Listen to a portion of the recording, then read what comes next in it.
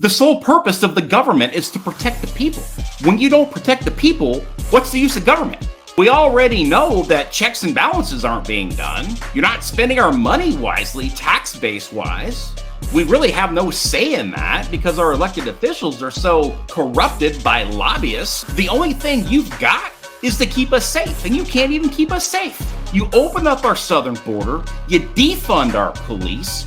What's next? You taking away our guns? So now we can't even protect ourselves. So riddle me this.